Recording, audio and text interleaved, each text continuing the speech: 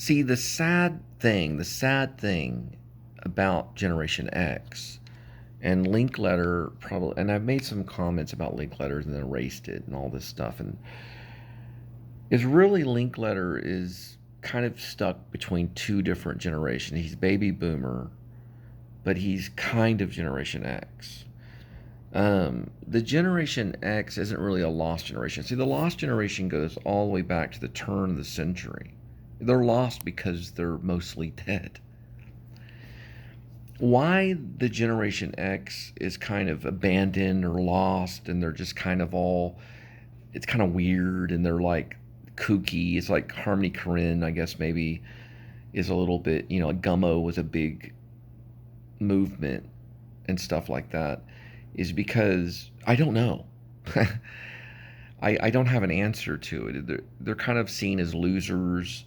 They're slackers is a good term because Linkletter kind of tried to hit it with slacker, and that's his masterpiece. I mean, you can go into Dazed and Confused and everything after that. Newton Boys was kind of lost film, and even when he tried to do the Suburbia thing, he did it the right way because it was like making a comment about commercialism. Why Generation X abandons commercialism or has to stay away with commercialism probably has to do with the fact that they're the baby busters. They're not the baby boomers.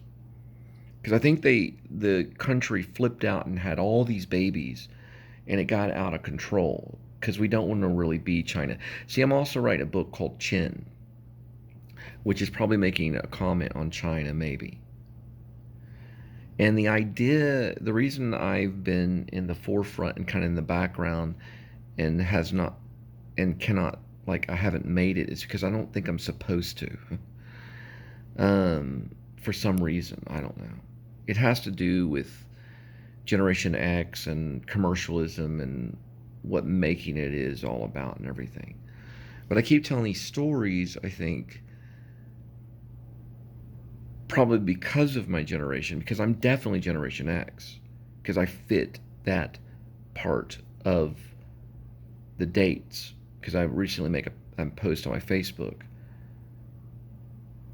about Generation X. So Generation X has to do something, I guess the Filmmakers has to do with Generation X in a different way than maybe Slacker. Because Slacker was well disguised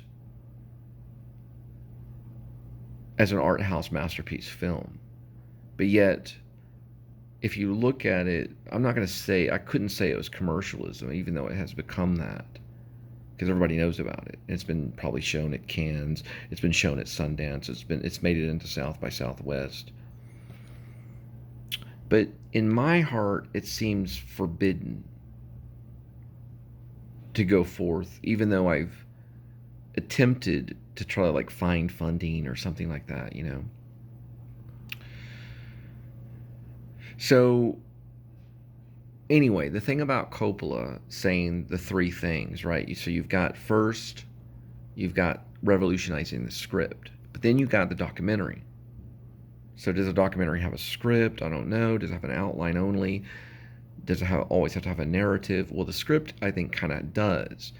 And then, of course, at the end of it, well, I mean, what's revolutionizing it is digital. Um, so,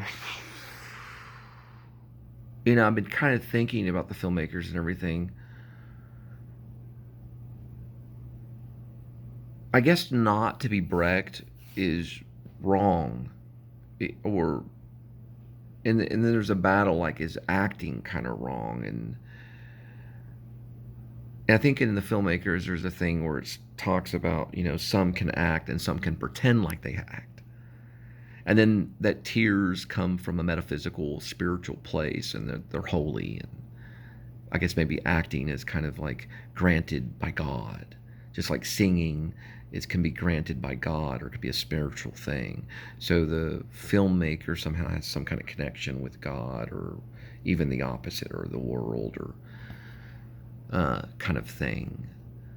So that's kind of the battle that's been going on is the authority. Who has the authority, or who has. So then I go back to the generation and I say, well, Generation X, who is it? Is it Jarmusch? Because Jarmusch is before that generation. He's probably somewhere, maybe the tail end of baby boomers. But then yet he has an important voice in Generation X, and so does Henry S. Thompson, which is not even close to being born in Generation X, but yet is a big influence on Generation X. It's still coming out of the baby boomers. So the baby boomers generation is kind of coming to an end, and the Generation X people are kind of starting to become golden. And the fact that they're all kind of like 40s or maybe even 50s. Because, bands like Sun Kill Moon and stuff like that are making a big vocal movement, but yet they've been there for a long time. So I guess in a way what I'm really trying to say is that as a filmmaker, I've been thinking about it for a long time. And I've been writing scripts and maybe even plays and things like that for a long time. So then all of a sudden I get this thing, right, that's digital and can go right to a platform, and then I don't really need funding. So I think that's the revolutionary. I mean, I want funding. It would be cool to have funding. I'm not against funding, but I guess the argument probably would be, would it destroy it? Or would it make it better or make it more clear? Or something like that. I don't know. Anyway, it's been raining, and I had to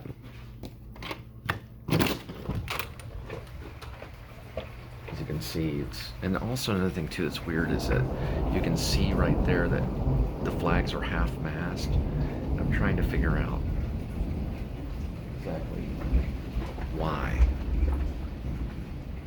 But I don't know if it's COVID or maybe Memorial Day or something, but I haven't figured out why.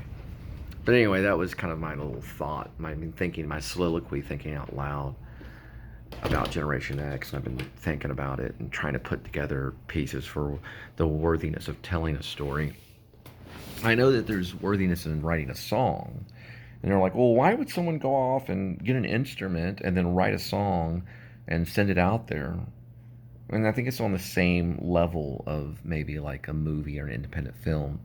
Because like maybe 20 years from now, or I say not 20 years from now, but 20 years in the past, like 20 years prior, you'd be a freaking nut if you were trying to make a film without, the help of a studio. But then that's what Slacker was. But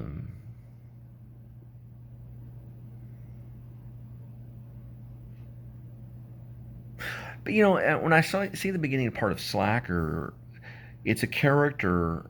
It's Linkletter. He's the director, and he's talking. And I think that, I don't know. It's like the world of Slacker is everything's detached. And it's almost like apocalyptic or something. It's not, but it's like been poisoned by something. Not poisoned, but affected by something. Because why is everybody talking so weird? Or why is it, so weird yet it's not really, because people kind of really do talk that way. It's kind of the same thing when I saw Gummo. Because in Gummo, I was like, well, why is everybody so just odd and weird and everything? I don't know. I think my personal opinion, I think just life is weird. So when you just kind of let go and you're doing the natural thing. I've been reading Backbone, which is by Wagner, and I think in Backbone, the idea is that we become restrained. We restrain ourselves. And the real part of us is kind of wild. There's a red road and there's a black road. The red road is winding, you have to be alert, and it's hard to understand, but you have to stay focused. While the black road, you just kind of let go. And the black road, you're just kind of going down this big, broad way. You're not following like a narrow, winding path. That's difficult. And I know resolving something, an idea or a generation, usually does happen. Because when I was talking about generation, I noticed that there is a lost generation, and it's a generation that can die off, which is basically the turn of the century of like the 1900s. But we have made it through the turn of the century. Now we're like 20 years past. So, and here's another thing that I've been thinking about is, which is interesting.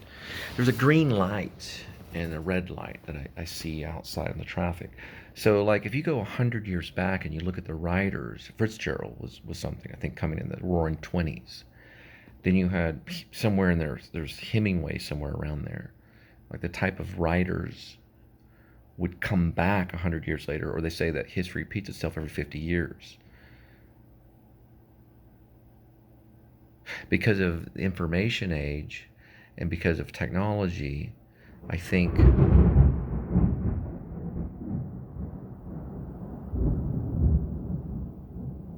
that we're kind of in the roaring 20s because we have,